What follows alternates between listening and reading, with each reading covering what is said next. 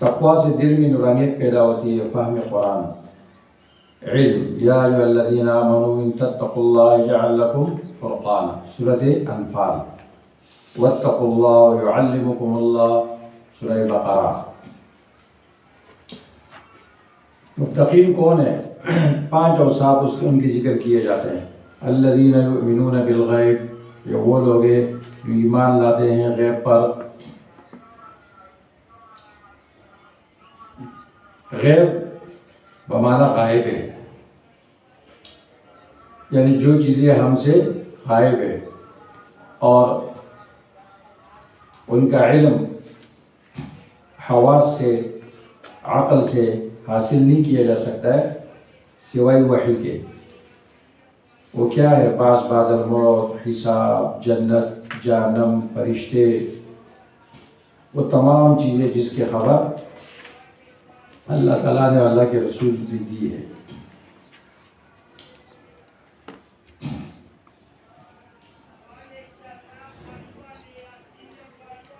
ایمان بالغیب پہلی صفت ہے، اور یہ ایمان بالغیب جو ہے نا، اس کی اللہ نے تعریف کی ہے اور یہ معتبر ہے، کیونکہ مشاہدہ، جو چیز دیکھ کر اس کو ماننا، یہ تو سب لوگ مانتے ہیں، تو کافر بھی مانتے ہیں، اور وہ کوئی قابل تعریف چیز بھی نہیں ہے۔ وَيُقِيمُونَ الصَّلَاةَ، دوسری صفت، وَيُقِيمُونَ الصَّلَاةَ، اور درست پڑھتے ہیں نماز کو۔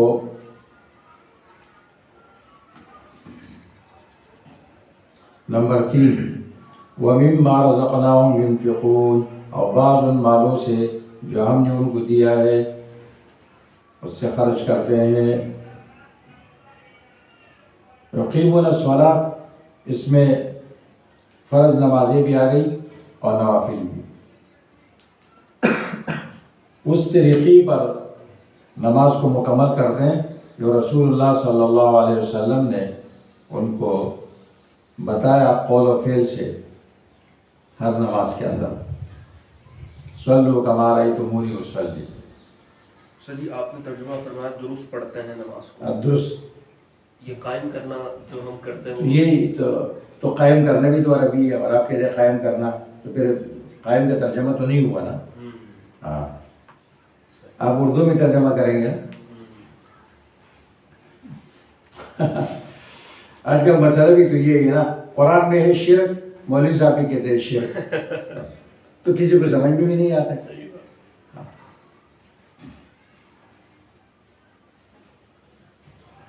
درست پڑھتے ہیں نماز کو سنت کے مطابق۔ قرآن نماز پڑھنے کی تعریف نہیں کر رہے، اقامۃ الصلاۃ کی تعریف کر رہے ہیں۔ وَمِمَّا رَزَقْنَاهُمْ يُنْفِقُونَ، اور بعض ان مالوں سے جو ہم نے ان کو دیا ہے خرچ کرتے ہیں۔ بدنی، پہلے عقیدہ ایمان بالغیب، پھر بدنی عبادت نماز، مالی عبادت انفاق۔ مما من تبعیض کے لیے ہے، بعض ان مالوں سے۔ دیکھو اللہ تعالیٰ نے سارا مال نہیں مانگا ہے نا، فرض زکوٰۃ کتنی ہے؟ 40%۔ وَلَا يَسْأَلُكُمْ أَمْوَالَكُمْ، اللہ نے پورا مال نہیں مانگا ہے تم سے، 40%۔ اور یہ بھی حکم نہیں دیا کہ سارا مال خرچ کرو۔ اگر کوئی سارا مال خرچ کرتا ہے، ابوبکر صدیق رضی اللہ عنہ کی طرح اس کا ایمان ہے تو وہ بھی جائز ہے، لیکن عام صورتوں میں اگر پھر وہ جزا فضا کرتا ہے تو جائز نہیں۔ بعض مال خرچ کرو، کیونکہ صدقہ یسألونک ماذا ينفقون قل العفو، زائد خرچ کرو جو تمہاری ضرورت سے زائد ہو۔ اب یہاں پر ایک مسئلہ سمجھ لو، دنیا میں 3 قسم کے نظام ہیں نا، ایک سرمایہ دارانہ نظام ہے، ایک اشتراکیت کا ہے، ایک اسلام کا ہے۔ مال کے بارے میں، شخصی ملکیت کے بارے میں تینوں کے نظریات مختلف ہیں۔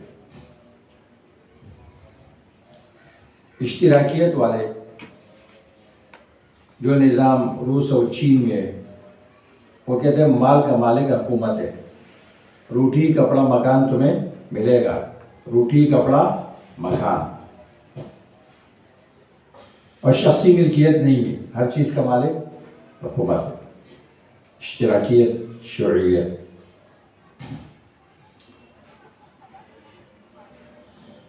دوسرا سرمایہ دارانہ نظام،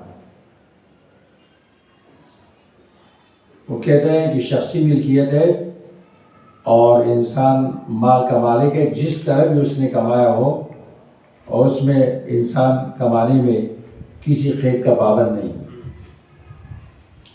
اور اس میں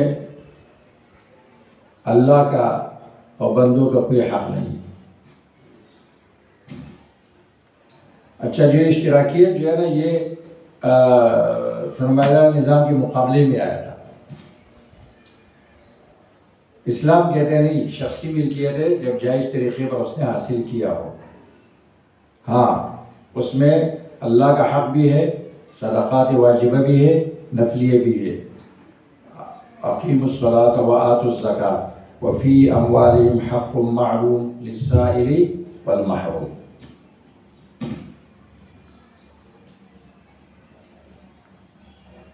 دیکھو، وَمِمَّا رَزَقْنَاهُمْ، اور بعض ان مالوں سے جو ہم نے ان کو دیا ہے، ہم نے مالک بنایا ہے نا، رد ہو گیا اشتراکیت پر، شخصی ملکیت ثابت ہو گئی۔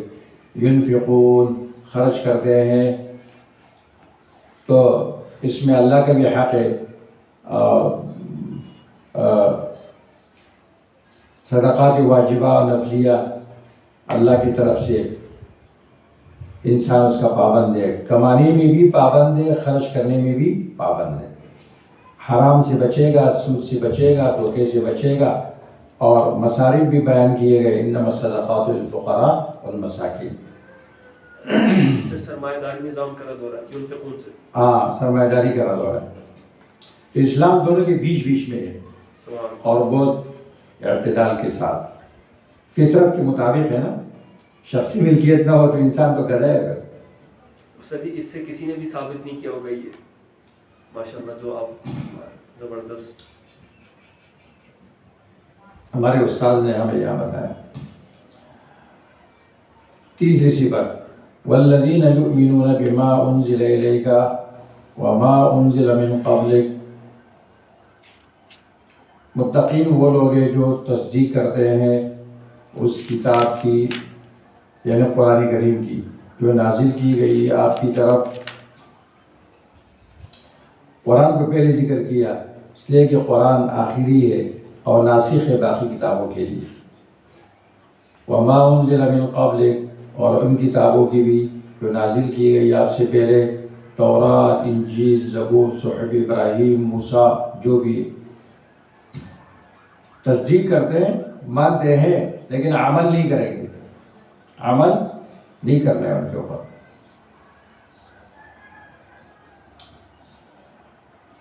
والذین یؤمنون بما انزل الیک، جو نازل کی گئی آپ کی طرف، وحی جلی اور خفی کے ساتھ۔ وحی جلی قرآن، اور خفی کیا ہے؟ حدیث۔ حدیث بھی اس پہ شامل ہے۔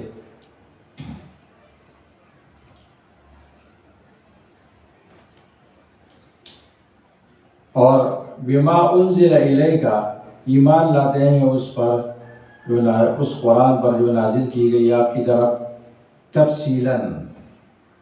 قرآن پر ایمان لانا تفصیلاً واجب ہے۔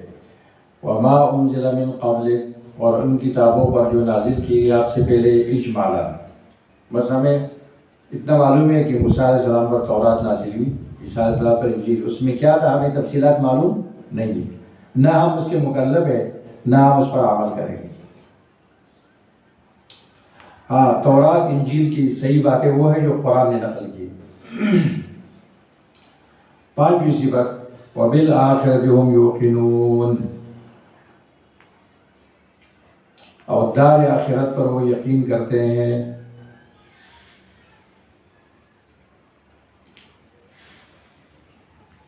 آخرت صفت ہے، اس کا موصوف محذوف ہے، وہ قرآن کریم میں موجود ہے۔ وَإِنَّ الدَّارَ الْآخِرَةَ لَهِيَ الْحَيَوَانُ، الدار الآخرہ موصوف اپنی طرف سے نہیں بنائیں گے، قرآن میں موجود ہے، اور دار آخرت پر یہ یقین کرتے ہیں. یوقنون، یہ یوں کہہ سکتے ہیں آخرت کے گھر پر. دار آخرت. اللہ اکبر. یہ اس لیے لازمی ہے کہ دار آپ موصوف نکالیں گے. جو بھی فتنہ آتا ہے نا وہ قرآن سے غلط استدلال کرتا ہے. قیدانی نے یہاں سے استدلال کیا تھا، کہا میری نبوت قرآن ثابت ہے نا. کہتے آخرت صفت ہے، موصوف چاہیے، تو وَبِالنُّبُوَّةِ الْآخِرَةِ هُمْ يُوقِنُونَ. آخرت سے تو علماء نے کہا قادیانی صاحب جب ایک صفت کا موصوف خود قرآن میں موجود ہے تو آپ کے موصوف کی ضرورت نہیں ہے. وہ کیا ہے؟ الدار. وَبِالدَّارِ الْآخِرَةِ هُمْ يُوقِنُونَ. جو قرآن سے غلط استدلال کرتا ہے وہ قرآن سے پکڑا جاتا ہے.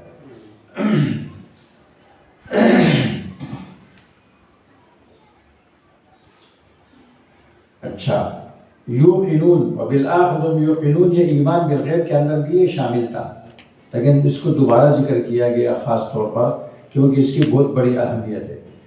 آخرت کا یقین ہی وہ عقیدہ ہے کہ یہ انسان کو گناہوں سے بچاتا ہے اور اوامر پر آمادہ کرتا ہے. آخرت کا خوف نہ ہو. مسلمانوں کو گناہوں سے بچانے والی چیز کیا ہے؟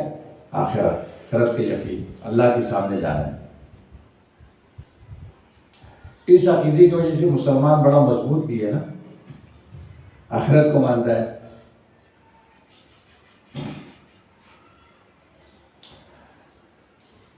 اولئک علی ھدی من ربہم، اولئک اس سے اشارہ ہوتا ہے ذات مع الوصف کی طرف. اولئک الموصوفون بالصفات الخمسہ، یہی وہ لوگ ہیں جو 5 اوصاف سے موصوف ہے. علی ھدی من ربہم، عظیم ہدایت پر ہے اپنے رب کی طرف سے. وَأُولَٰئِكَ هُمُ الْمُفْلِحُونَ، اور صرف یہی لوگ کامیاب ہیں. عظیم کیوں؟ عظیم ہدایت کیوں؟ تنوین تعظیم کے لیے میں ابھی بتا رہا ہوں. ہدایت کے سلسلے میں قرآن میں ہمیشہ اعلیٰ آتا ہے، اعلیٰ ہدن، اور ضلالت کے سلسلے میں فی آتا ہے.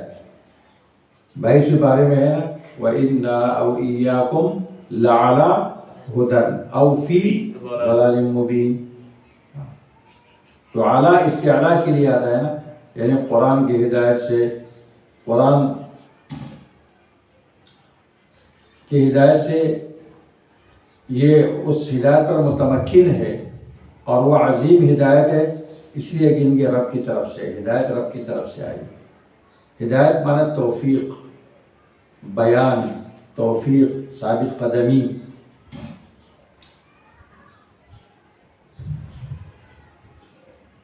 علم، علی علم وعلی بیان وعلی توفیق وثبات من ربہ. تو قرآن کے ہدایت پر یہ متمکن ہے اور اس سے ان کو بلندی حاصل ہے. اور فی ضلال مبین، وہ گمراہی کے اندر گھس چکے ہیں، گھسے ہوئے ہیں. فی ضلال، نیچے گئے ہیں. اب معلوم ہو گیا.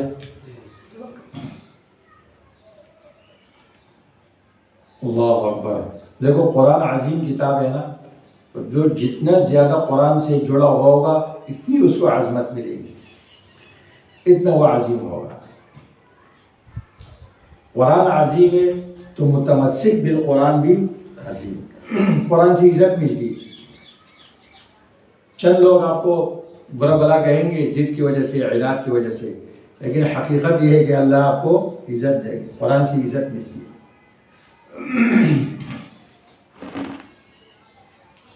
اولئک 2 مرتبہ ذکر کیا تاکید کے لیے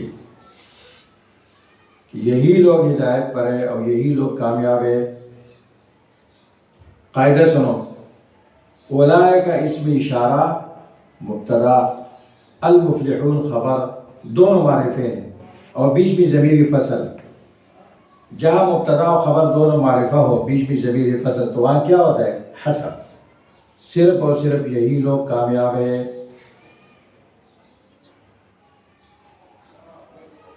فلاح کا معنی کیا ہوتا ہے؟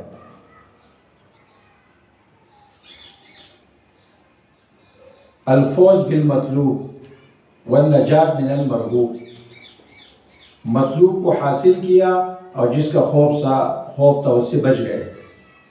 کہتے ہیں کامیابی کے لیے کلام عرب میں اس سے زیادہ فصیح لفظ نہیں ہے فلاح سے بڑھ کر۔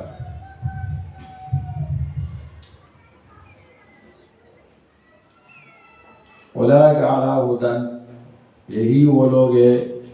اولئک سے اشارہ ہوتا ہے ذات مع الوصف کے ساتھ، صرف ذات کی طرف نہیں۔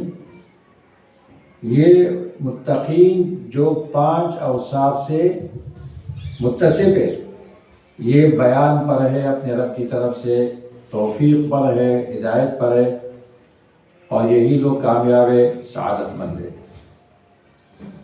تو دیکھو ایمان والوں کا مسئلہ کتنے آیتوں میں ختم کیا؟ 5 آیتوں۔ اب کافر، ان الذین کفروا، بے شک وہ لوگ جنہوں نے کفر کیا، یعنی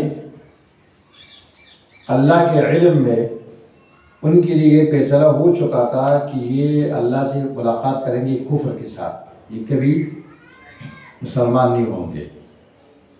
برابر سواء علیہم، برابر ہے ان کے اوپر، انذرتہم، آپ ڈرائے ان کو، ام لم تنذرہم، یا ان کو نہ ڈرائے، لا یؤمنون، یہ ایمان نہیں لائیں گے۔ کیوں؟ علم غیب میں ان کے لیے فیصلہ ہو چکا ہے، اللہ کو معلوم ہے، اس لیے اللہ نے یہ بتا دیا۔ کفر کا لغوی معنی کیا ہوتا ہے؟ چھپانا۔ کافر کو کافر کیوں کہتے ہیں؟ اللہ کی نعمت کو چھپاتا ہے، حق کو چھپاتا ہے۔ تو ان الذین کفروا، جن نے عناد کی وجہ سے حق چھپایا۔ قرآن میں ہے نا، قرآن میں زمیندار کو کافر کہا گیا، اعجب الکفار نباتہ، کیونکہ زمیندار کیا کرتا ہے؟ بیج کو زمین میں چھپاتا ہے۔ اللہ اکبر۔ تو کافر ضروریات دین میں سے کسی بھی اللہ کے رسول صلی اللہ علیہ وسلم جو دین لے کر آئے ہیں بدیہی اور ضروری طور پر، اس میں سے کسی چیز کا انکار۔ اور کفر کی پھر قسمیں ہیں، کفر نفاقی ہے، کفر عنادی ہے، کفر جحودی ہے۔ اللہ اکبر۔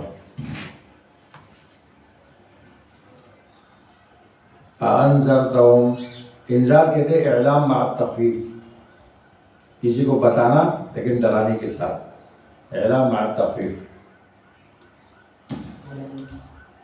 سوال پیدا ہوتا ہے کہ اللہ کے رسول نے پھر تبلیغ چھوڑ دی تھی جب آیات نازل ہوئی، یہ برابر ہے، اب ڈرائیں نہ ڈرائیں ایمان نہیں لائیں گے، پھر اللہ کے رسول کو بیٹھ جانا چاہیے تھا۔ آپ نے تبلیغ چھوڑی نہیں، کیوں؟ اللہ نے کیا فرمایا؟ سواء علیہم، برابر ہے ان پر، لا علیک، آپ پر نہیں، ان پر برابر ہے، آپ پر نہیں، لا علیک، آپ پر برابر نہیں۔ آپ دعوت دیتے رہیں گے، آپ کا اجر بڑھے گا، ان کا جرم سنگین ہوتا رہے گا۔ اس لیے آپ کوئی بھی آپ کی بات نہ مانے، آپ پرواہ نہیں کرو، آپ کیا کرو؟ لگے رہو، تو آپ کا اجر بڑھے گا، ان کا جرم کیا ہوگا؟ بڑھتا رہے گا نا۔ بعض لوگ کہتے ہیں مولوی صاحب لوگ آپ کی بات نہیں مانتے، آپ خواہ لگے ہوئے اپنے آپ کو تکا رہے ہیں۔ نہیں بھائی، ہمارا کام تو ہو رہا ہے، مجھے اجر مل رہا ہے، اور نہ ماننے والوں کا جرم سنگین ہو رہا ہے، کیونکہ قرآن کریم جو ماننے والے اوپر جاتے ہیں اور نہ ماننے والے پستی بھی جاتے ہیں۔ قرآن کے نازل ہونے سے پہلے نہ ابو بکر تھا، نہ حضرت ابو بکر صدیق بنا تھا، اور نہ ابو الحکم ابو جہل بنا تھا۔ قرآن کے ماننے سے ایک کتنا اوپر گیا، دوسرا کتنے بستی میں گیا، نام داری بن گیا نا۔ تو قرآن کا 2 مقصد ہے، یہ تو یا اوپر لے جاتا ہے یا پھر لہذا قرآن بیان کرو. اللہ اکبر. استاد جی ایک سوال تھا. جی ایک تو یہ ہے کہ بندہ اپنا کام کرتا رہے, دیتا رہے لوگوں کو دعوت, اور دعوت دینے کے لیے لوگوں سے قریب بھی جانا پڑے گا, نہیں مانیں گے تو وہ علم تؤمنوا لی فاعتزلوا, نہیں, تو وہ والی وہ بات. علم تو فاعتزلوا حاسدین کے بارے میں.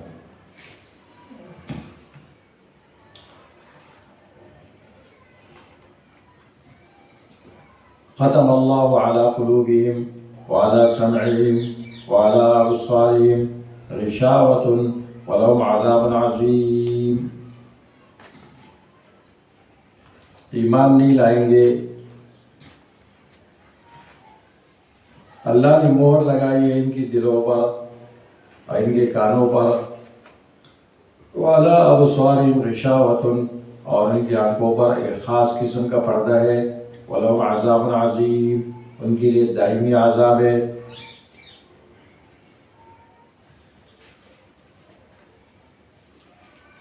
ختمہ مانا طبع. قرآن میں ختم کا لفظ استعمال ہوتا ہے, طبع کا لفظ بھی استعمال ہوتا ہے. بل طبع اللہ علیہا بکفرہم. ایک ہی معنی میں ہوتے ہیں دو. دیکھو میں ترجمہ کرتا ہوں, ترجمے کی طرف غور کرو. ختم اللہ علی قلوبہم, اللہ نے مہر لگایا ان کی دلوں پر ان کی بد اعمالیوں کی وجہ سے. یہ ساتھ میں لکھو, اللہ نے مہر لگایا ان کے دلوں پر ان کی بد اعمالیوں کی وجہ سے, اور ان کے کانوں پر اور ان کی آنکھوں پر ایک خاص قسم کا پردہ ہے. ان کے لیے دائمی عذاب ہے. ایسے اعتراض ختم ہو گیا ان کی بدعمالیوں کی وجہ سے کہ بھئی اللہ نے مہر لگایا تو ان کا کیا قصور ہے؟ ہاں, تو اللہ نے ویسے نہیں لگایا, ان کی بدعمالیوں کی وجہ سے. اور دلیل وہ چھٹے پاری کی آیت ہے, بل طبع اللہ علیہا بکفرہم, اللہ نے مہر لگایا ان کے دلوں پر ان کی کفر کی وجہ سے.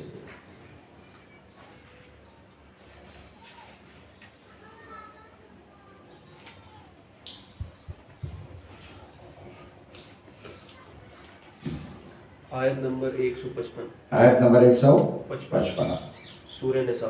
بل لعنہم اللہ بکفرہم.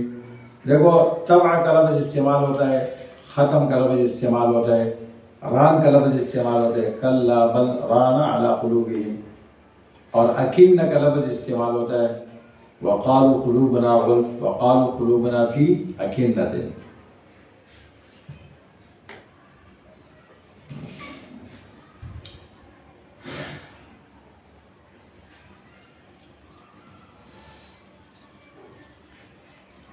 اللہ تعالیٰ کی طرف مہر کی نسبت ہے درجہ خلق میں کہ اللہ تعالیٰ خالق ہے, اور کسب انہوں نے خود کی ہے.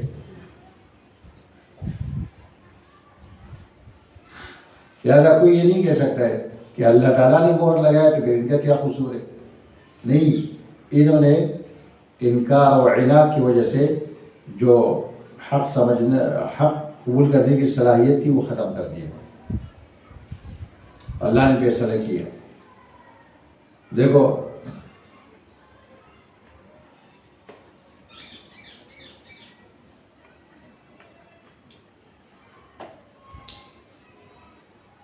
ایک ادارہ قانون بناتا ہے کہ ایک طالب علم نے 3 غیر حاضریاں کی تو اس کا اخراج ہوگا بغیر اطلاع کے.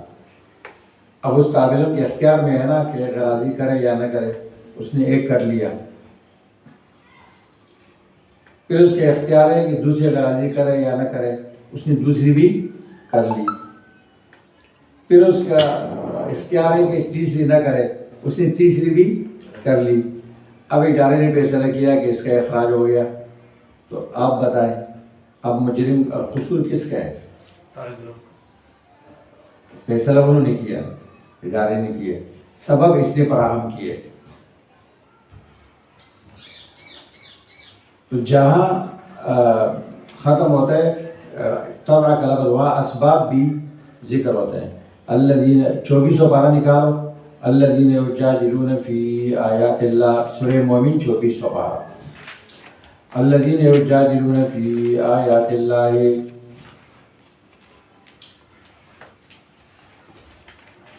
کبر مقتا عند اللہ وعند الذین آمنوا. دیکھو اس کے بعد کیا ہے؟ کذالک یطبع اللہ علی قلب کل متکبر جبار. دیکھو طبع سے پہلے کیا ذکر ہوا؟ مجادلہ فی آیات اللہ، آیت نمبر 35. مجادلہ فی آیات اللہ. اور اس کے بعد اللہ نے قانون بیان کیا فی کذالک، تعلیل کے لیے اس مجادلہ فی آیات اللہ کی وجہ سے اللہ مہر لگاتے ہیں ہر متکبر ظالم کے دل پر، علی قلب کل متکبر جبار. دیکھو متکبر بھی ہے، ظالم بھی ہے، مجادلہ فی آیات اللہ کرتا ہے. اس کی وجہ سے دیکھو اسباب ذکر ہو گئے نا. ہم نے ترجمہ کیا ختم اللہ علی قلوبہم، اللہ نے مہر لگا ان کی دلوں پر ان کی بدعمالیوں کی وجہ سے. جس چیز پر مہر لگائی جاتی ہے تو کیا مانا؟ اب کوئی چیز اس کے اندر نہیں جائے گی، اندر والی چیز باہر نہیں آئے گی. اب باہر سے ہدایت نہیں جائے گی، اندر سے کفر باہر نہیں نکلے گا. اللہ نے مہر لگائی دلوں پر تو اب یہ ہدایت کو نہیں سمجھتے ہیں. وعلی سمعہم، کانوں پر تو یہ ہدایت اور حق نہیں سنتے ہیں، اور کانوں پر ایک خاص قسم، آنکھوں پر خاص قسم کا پردہ ہے تو دیکھ نہیں پاتے ہیں. کیوں؟ حق جو ہوتا ہے نا یا معقول ہوتا ہے یا مسموع ہوتا ہے یا مشاہد ہوتا ہے نا. تو ختم اللہ علی قلوبہم سے معقول ختم ہو گیا، وعلی ابصارہم سے مسموع ختم ہو گیا، وعلی ابصارہم غشاوۃ سے مشہود ختم ہو گیا. 3 طریقوں سے حق یا سمجھ میں آتی ہے، یا انسان اس کو سنتا ہے، اور یا کیا کرتا ہے؟ دیکھتا ہے. تو انہوں نے یہ صلاحیتیں خراب کر دی. غشاوۃ، آنکھوں پر پردہ حصی نہیں ہے، ویسے سب کچھ ان کو نظر آتا ہے، اس لیے ہم نے کیا ترجمہ کیا؟ خاص قسم کا پردہ. اللہ اکبر. اب دیکھو قرآن کریم کی ترتیب دیکھو. پہلے ایمان والوں کا ذکر کیا، طیب کا ذکر پہلے کیا، اس کے بعد ظاہری کافروں کا جو کل عام کافر تھے 2 آیتوں میں ان کا مسئلہ نمٹایا. طیب کے بعد خبیث کا ذکر کیا. اب منافقین کا 13 آیتوں میں ذکر کرتے ہیں کیونکہ یہ اخبث ہے. طیب کے بعد خبیث، اس کے بعد اخبث. کیونکہ منافقین ان سے عوام دھوکہ کھاتے ہیں، آستین کے سامنے بہت خطرناک ہوتے ہیں. تو اللہ نے ان کا بیان بڑا لمبا کیا اور 2 مثالیں بھی پیش کی. وَمِنَ النَّاسِ مَن يَقُولُ آمَنَّا بِاللَّهِ، لوگوں میں سے بعض ہوئے جو کہتے دعویٰ کرتے ہیں زبان سے کہ ہم نے ایمان لایا اللہ پر، وَبِالْيَوْمِ الْآخِرِ، اور روز آخرت پر، وَمَا هُمْ بِمُؤْمِنِينَ، حالانکہ ایمان لانے والے نہیں ہیں. بس ظاہر میں صرف باتیں کرتے ہیں ایمان کی. یہاں سے منافقین کا بیان شروع ہو گیا. یہ منافقین اوس میں سے اور خزرج میں سے تھے، اور کچھ یہود میں سے بھی تھے. اور ان کا رئیس کون تھا؟ عبداللہ ابن ابی، وہ جو میں نے بیان کی تھی. زبان سے بات کرتے ہیں ایمان کی، دل میں ایمان نہیں ہے. زبان سے بات کیوں کر رہے ہیں؟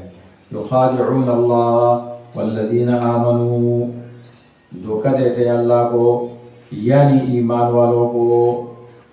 آپ کی تفسیری ہے وما یخدعون الا انفسهم وما یشعرون، اور حقیقت میں دھوکہ نہیں دیتے ہیں مگر اپنے آپ کو، ان کو احساس نہیں ہے. پیغمبر اور ایمان والوں کے ساتھ دھوکے کرنے کی نسبت اللہ نے اپنی طرف کی. دھوکہ کرتے ہیں اللہ کے ساتھ یعنی ایمان والوں کے ساتھ. اس کو کہتے ہیں عاطفی تفسیری، عاطفی تفسیر ہے، تاکہ ان کی جان بچے، مال بچے اور بچے محفوظ ہو. تو پیغمبر کے ساتھ دھوکہ، ایمان والوں کے ساتھ دھوکہ، یہ اللہ کے ساتھ دھوکہ کرنا ہے. کسی مسلمان کے ساتھ دھوکہ اتنا عظیم ہے کہ اللہ نے اس کو اپنے ساتھ دھوکہ قرار دیا ہے. ایک حدیث سے بھی اس کی تائید ہوتی ہے نا، قیامت کے دن اللہ تعالیٰ ایک بندے کو کہے گا میں بھوکا تھا، تم نے مجھے کھانا نہیں کھلایا. کیسے کھلاتا؟ آپ تو رب العالمین ہیں. اللہ فرمائیں گے کہ میرا بھلا بندہ بھوکا تھا، اگر آپ اس کو کھانا کھلاتے تو آپ مجھے وہاں پاتے. تو کہ میں بیمار تھا، آپ نے میری عیادت نہیں کی. تو کہ کیف اعودک وانت رب العالمین. تو اللہ فرماتے ہیں میرا بھلا بندہ بیمار تھا، اب اس کی عیادت کرتے تو مجھے بھی وہاں پاتے. تو دیکھو اللہ نے اپنی طرف نسبت کی.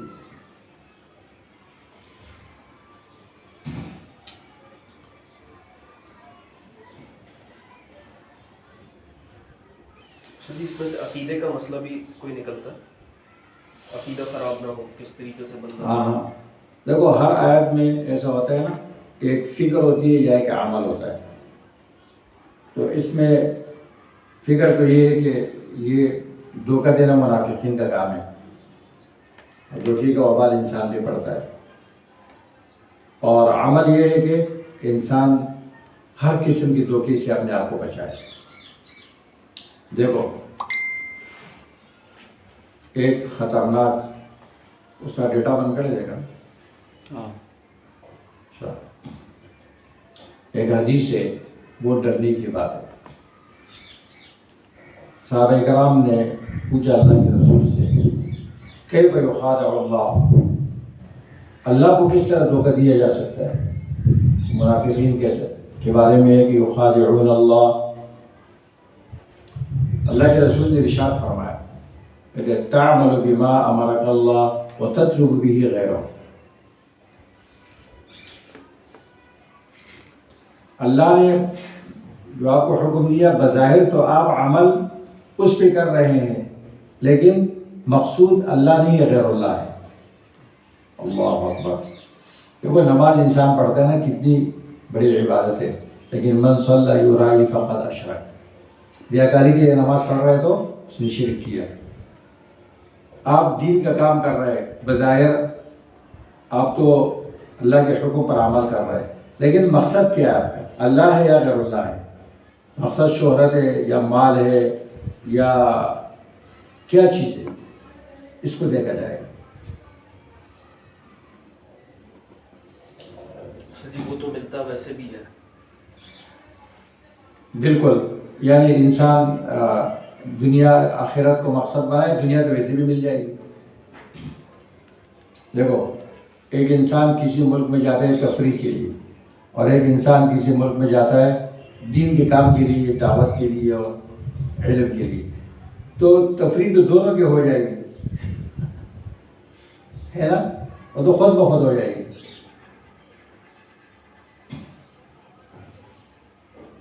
لیکن اس کو مقصد کیوں بنایا انسان؟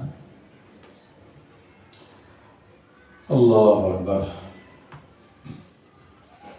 شعور کہتے ہیں ادراک بالحواس کو، وما یشعرون، ان کو اس کے احساس بھی نہیں ہے کہ یہ وبال ان کے اوپر پڑے گا. جانور بھی ہوا سے ادراک کرتا ہے نا، کرتا ہے یا نہیں کرتا؟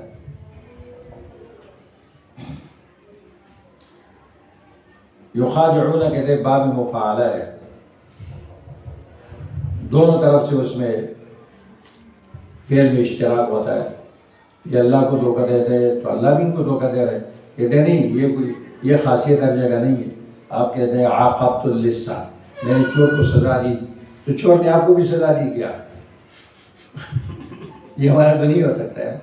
یا آپ کہتے ہیں عافا اللہ، اللہ اس کو معاف کرے، تو یہ اللہ کو بھی معاف کرے. یہ ہر جگہ نہیں ہوتا ہے. دروازہ بند ہے.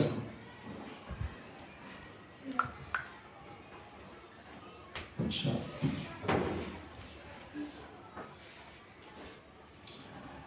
فی قلوبہم مرض، ان کے دلوں میں بیماری ہے، مرض ہے، شک کی بیماری ہے۔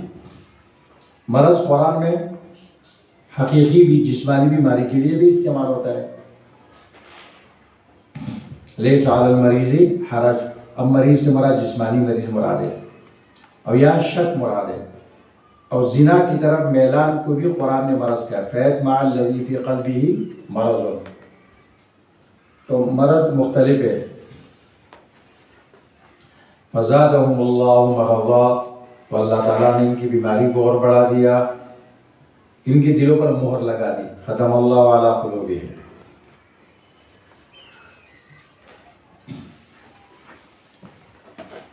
فزاد اللہ مرضہم، یہ تمیز محول عن المفعول ہے۔ وَلَهُمْ عَذَابٌ أَلِيمٌ بِمَا كَانُوا يَكْذِبُونَ، اور ان کے لیے دردناک عذاب ہے، بِمَا كَانُوا يَكْذِبُونَ، اس وجہ سے کہ جھوٹ بولتے تھے ایمان کے دعوے میں، آمنا کہلائیں۔ با سببیہ اور ما زائد، کانا داخل ہے فعل مضارع پر، کانا مضارع پر داخل ہوتا ہے تو کون سی ماضی ہوتی ہے؟ ماضی استمراری، بسبب کذبہم المستمر۔ بما کانوا یکذبون، اور ایک قرات ہے یکذبون، یکذبون تو مانا دلوں سے اس کی تکذیب کرتے ہیں، اگر یکذبون ہے تو پھر معنی کیا ہے؟ آمنا کہنے میں جھوٹ بولتے ہیں اور دل میں کفر ہے، تو دونوں قراتیں ہیں اس میں۔ تو منافق کے اندر شک کی بھی بیماری، منافق دھوکہ دیتا ہے، منافق کے دل میں شک ہوتا ہے، منافق جھوٹ بولتا ہے۔ یہ حدیث میں آتے ہیں آیت المنافق ثلاث، اذا حدث کذب۔ وَإِذَا قِيلَ لَهُمْ لَا تُفْسِدُوا فِي الْأَرْضِ قَالُوا إِنَّمَا نَحْنُ مُصْلِحُونَ، اور جب ان سے کہا جاتا ہے فساد مت کرو زمین میں، یعنی شرک مت کرو۔ فساد کس کو کہتے ہیں؟ شرک، کفر، معاصی۔ ان میں جو فساد تھا وہ کیا تھا؟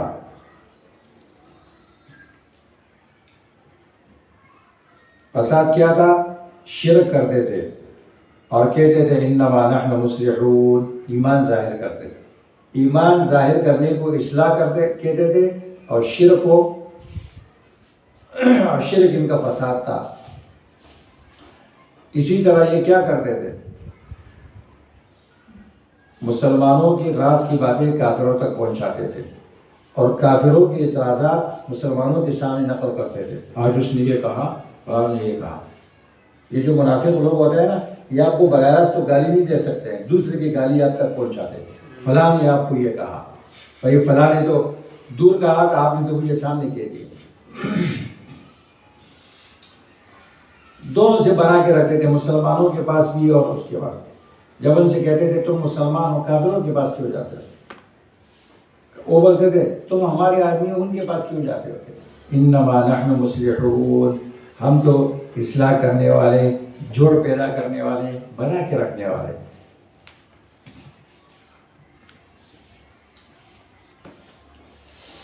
حالانکہ مصلحین یہ نہیں ہوتا ہے، مصلح کا دعویٰ بڑا مسئلہ ہے۔ سورہ ہود کے آخر میں آئے گا نا، وَمَا كَانَ رَبُّكَ لِيُهْلِكَ الْقُرَىٰ بِظُلْمٍ وَأَهْلُهَا مُصْلِحُونَ، مصلح جب ہوتے تو عذاب نہیں آتا ہے۔ اللہ نے یہ نہیں فرمایا وَأَهْلُهَا صَالِحُونَ، صالح اپنی ذات تک ہوتا ہے۔ یہ دنیا میں یہ بڑا مسئلہ ہے نا، صالح اور مصلح میں لوگ فرق نہیں کرتے ہیں۔ صالح سے لوگ محبت کرتے ہیں، اور مصلح کے ساتھ کیا کرتے ہیں؟ دشمنی کرتے ہیں۔ دیکھو ہمارے پیغمبر علیہ السلام 40 سال تک جب ان کو حکم نہیں تھا دعوت کا، تو صالح کا نا، نبی صالح ہوتا ہے نا، تو قوم کیا کہتی تھی؟ صادق اور امین۔ لیکن جب آپ نے ان کی عقیدے پر ضرب لگائی، قولوا لا الہ الا اللہ، جب آپ مصلح بنے تو پھر آپ کیا بنے؟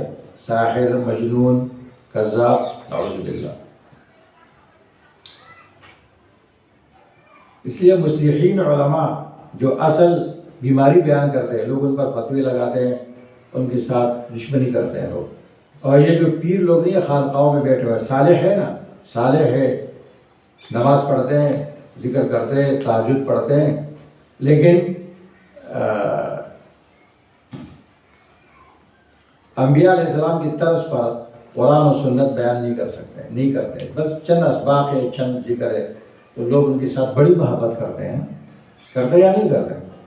ایک دن پیر صاحب ننگا توحید بیان کرے، پھر پتہ چل جائے نا کتنے لوگ ٹھہرتے ہیں اس کے پاس۔ بدعت پر رد کرے، بدعت تو وہ خود کرتا ہے۔ تو دنیا میں صالحین بہت ہے، مصلحین کم ہے۔ تو صالح مصلح کی وجہ سے عذاب نہیں آتا ہے، صالح کی وجہ سے تو عذاب آتا ہے نا، صالح کے ہوتے ہوئے عذاب آتا ہے۔ حدیث میں آتا ہے اللہ تعالیٰ نے جبریل کو حکم دیا فلاں بستی کو الٹ دو۔ جبریل نے عرض کیا اللہ تعالیٰ اس میں تو تیرا ایک بندہ ہے لم یعصک طرفۃ عین، آنکھ جھپک کے برابر میں تیرے نافرمانی نہیں کی۔ اللہ تعالیٰ نے فرمایا اس کو نیچے کرو اور بستی کو الٹ دو۔ کیوں؟ فإنه لم يتمعر في وجهه، ایک دن بھی میرے وجہ سے اس کے چہرے پر بل نہیں آیا ہے نا۔ اس لیے بھائی مصلحین بہت بڑی چیز ہے، مصلح کے ساتھ لوگ دشمنی کرتے ہیں، کیونکہ انبیاء علیہ السلام مصلحین کے، تو لوگوں نے دشمنی کی یا نہیں کی؟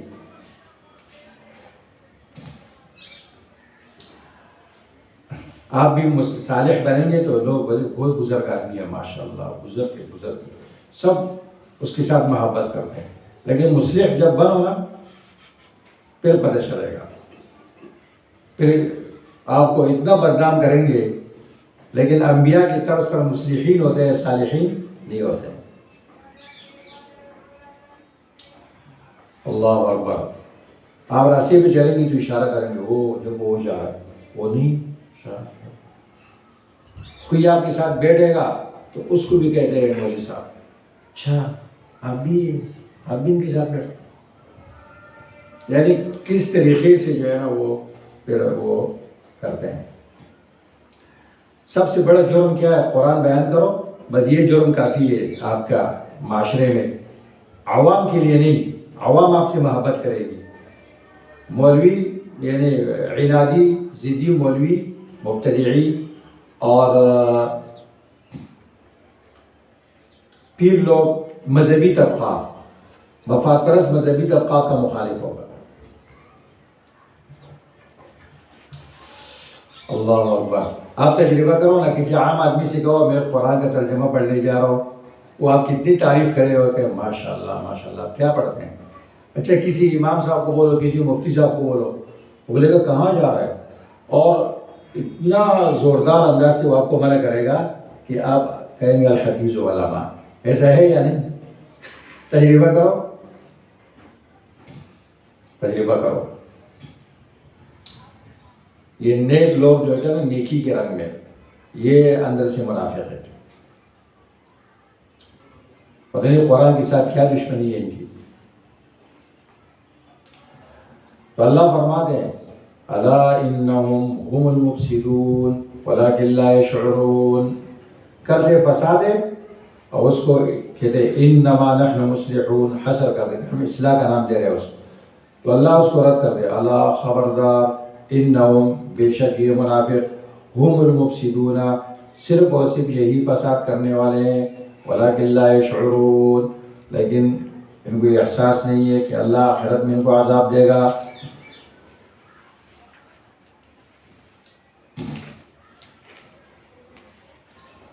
اللہ اکبر۔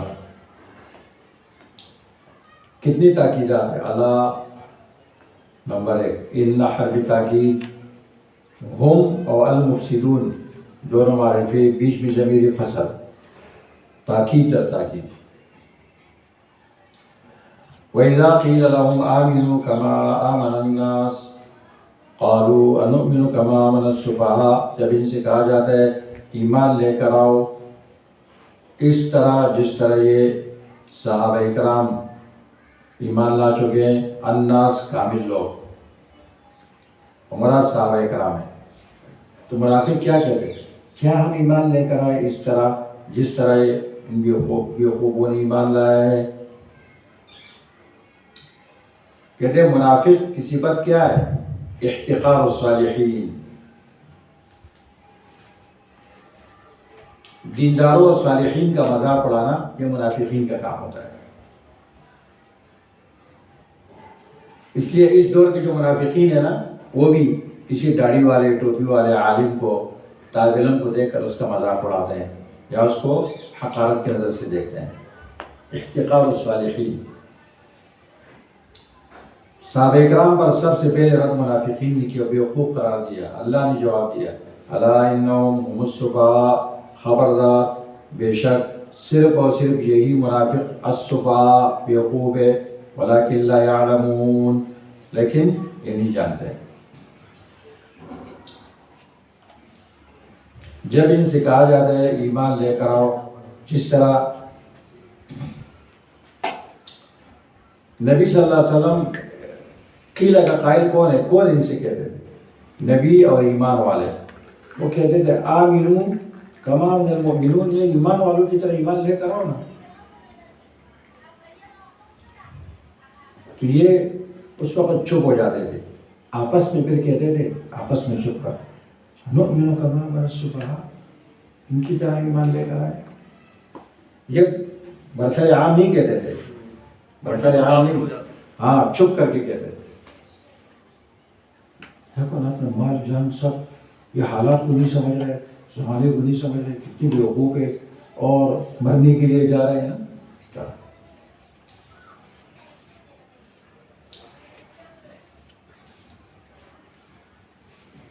حدیث سے ایک بات یہ بھی سمجھ میں آتی ہے کہ انسان اگر، انہوں نے جمع، یہاں پہ جمع کا صیغہ انؤمن، یعنی آپس میں کہتے تھے، آپس میں کہتے تھے، یعنی اگر وہ خود اپنی ذات میں اندر میں کہہ رہے ہوتے تو اللہ تعالیٰ ان کے ساتھ یہ رویہ نہ رکھتے، ہاں، پھر وہ منافقین کی فہرست میں نہ آتے، ہاں، پھر وہ ان کا وسوسہ ہوتا۔ ایک دوسرے سے کہتے تھے، بعض منافق بعض سے کہتے تھے انؤمن کما آمن السفہاء، ایک دوسرے سے کہتے تھے خلوت میں۔ تو منافقین نے فتویٰ لگایا، اللہ تعالیٰ نے دفاع کیا۔ تو صحابہ کا دفاع سب سے پہلے اللہ نے کیا، پھر پیغمبر نے کیا۔ قرآن کریم میں جہاں بھی صحابہ اکرام کی کوئی غلطی ذکر ہوتی ہے تو وہاں معافی کا بھی اعلان ہوتا ہے، تاکہ کسی منافق کو یہ موقع نہ ملے کہ وہ صحابہ اکرام پر کیا اچھالے، کیچڑ اچھالے۔ قرآن کریم کے مخاطبین اولین ہے اور پیغمبر کے شاگرد ہے، اللہ کا انتخاب ہے، اختارهم اللہ تعالی لصحبت نبیہ ولاقامت دینہ۔ وَإِذَا لَقُوا الَّذِينَ آمَنُوا قَالُوا آمَنَّا، جب یہ منافق ملاقات کرتے ہیں ایمان والوں سے تو کہتے ہیں ہم نے ایمان لایا، ایمان کا اظہار کرتے ہیں۔ وَإِذَا خَلَوْا إِلَىٰ شَيَاطِینِهِمْ، اور جب اپنے شیطان صفت بڑوں کے پاس جاتے ہیں، شیاطین سے مراد ان کے رؤساء ہے، لیکن میں نے عرض کیا تھا نا شیطان ہر سرکش کو کہا جاتا ہے، تو یہاں منافقین کے بڑوں کو شیاطین کا ہے نا قرآن میں، رؤساؤہم فی الشرک،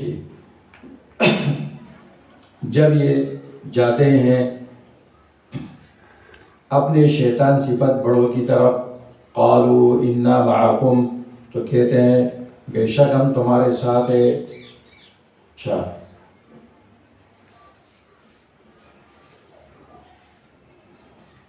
پھر اس پیغمبر اور ان کے صحابہ کے پاس کیوں جاتے ہو، ان کے ساتھ روابط کیوں رکھتے ہو؟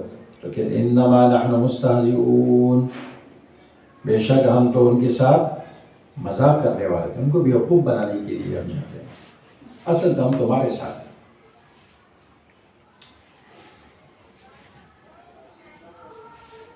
اب ایک سوال، اس کا جواب، ایمان والوں سے کہتے ہیں آمنا، یہاں تاکید نہیں ذکر کر رہے، حالانکہ ایمان والے ان کو شک ہے ان کی ایمان میں، یہاں تاکید ہونی چاہیے تھی۔ اور ان کے جو بڑے تھے وہ ان کے کفر کے منکر نہیں تھے، وہاں تاکید کر رہے انا معکم.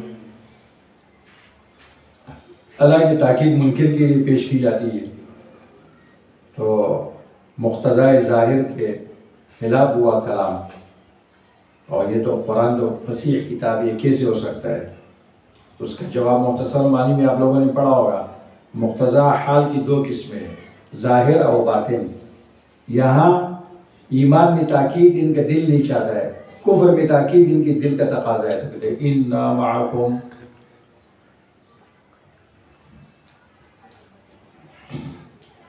اللہ یستہزئ بہم، اللہ تعالیٰ ان کو ان کی استہزاء کی جزا دے گا. اللہ ان کے ساتھ مذاق کرے گا، یہ ترجمہ نہیں کرو گے. اللہ تعالیٰ ان کو بدلہ دے گا، استہزاء کا بدلہ. استہزاء کے بدلے کو بھی استہزاء سے تعبیر کیا جاتا ہے مشاکلتاً، اس کو مشاکلت کہتے ہیں.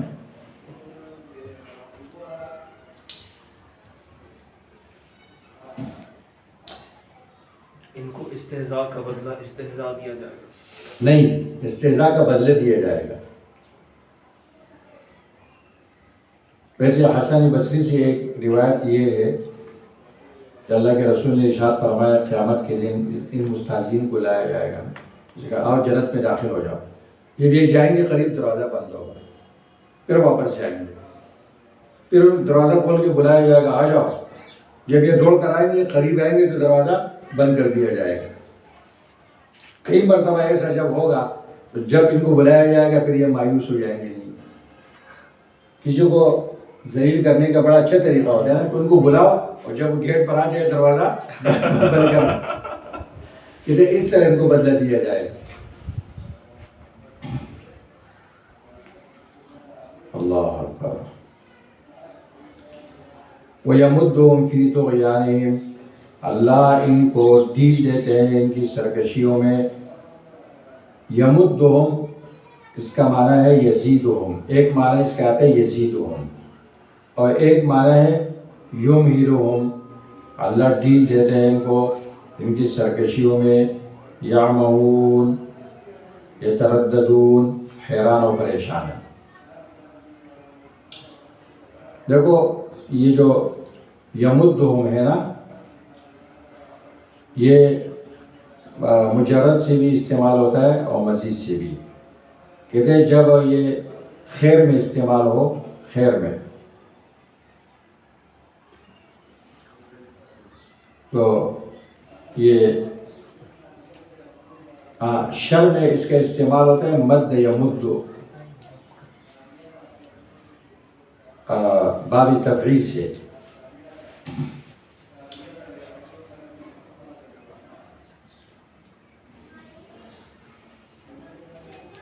وَأَمْدَدْنَاكُمْ بِأَمْوَالٍ وَبَنِينَ ہے نا قرآن میں. اس کا معنی ہوتا ہے یُطِیلُ لَهُمْ، اللہ ڈیل دیتا ہے ان کو. کہتے ہیں جب شر میں ہو تو آپ کہیں گے مددتہ، خیر میں ہو تو آپ کہیں گے امددتہ. وَأَمْدَدْنَاكُمْ بِأَمْوَالٍ وَبَنِينَ. یعمہون کا لفظ یہاں استعمال ہوا ہے، ایک مرتبہ سمجھ لو، پھر جہاں بھی آئے گا تو آپ کو سمجھ میں آئے گا.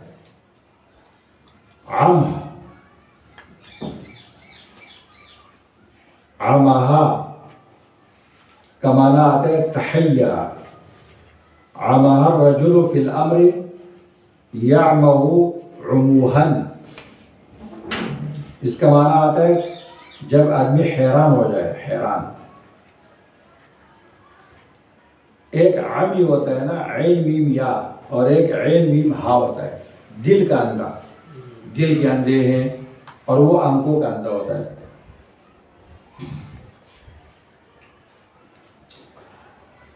یہ صفات جب سے ان کی ذکر کیے گئے منافقین کی، اب ان کا بھی حکم ذکر ہوتا ہے. اولئک الذین اشتروا الضلالۃ بالہدی وما كانوا مهتدین فما ربحت تجارتهم وما كانوا مهتدین. یہی وہ منافق، یہ اشارہ ذات مع الوصف، یہ منافقین جو ان صفات سے متصف ہے، یہ وہ لوگ ہیں اشتروا الضلالۃ، جنہوں نے اختیار کی گمراہی ہدایت پر، ہدایت کے مقابلے میں ہدایت کو ثمن بنایا۔ اشترار کا لفظ کیوں استعمال کیا؟ انسان جس چیز کو خریدتا ہے اس میں دلچسپی لیتا ہے نا، تو پیسے دیتا ہے اور وہ چیز لے لیتا ہے، تو ان کو بڑی دلچسپی تھی۔ فما ربحت تجارتهم، فما ربحوا فی تجارت، تجارت میں انہوں نے نفع نہیں کمایا، کیونکہ ہدایت جیسی چیز تھی وہ گمراہی لے لی۔ وما كانوا مهتدین، اور ہدایت اس تجارت میں ان کو صحیح راستہ نہیں ملا، ہدایت حاصل نہیں کی انہوں نے، تو دنیا میں آخرت میں عذاب علیم اور دنیا میں عدم ہدایت۔ اب ان کی مثال پیش کی جاتی ہے، یہ قرآن کریم میں سب سے پہلی مثال ہے۔ اللہ اکبر۔ منافقین کی بیس بہت لمبی، تاکہ یہ اچھی طرح واضح ہو جائے، اور مثال، دو مثالیں بھی ان کی پیش کی جاتی ہے۔ اللہ اکبر، اللہ اکبر۔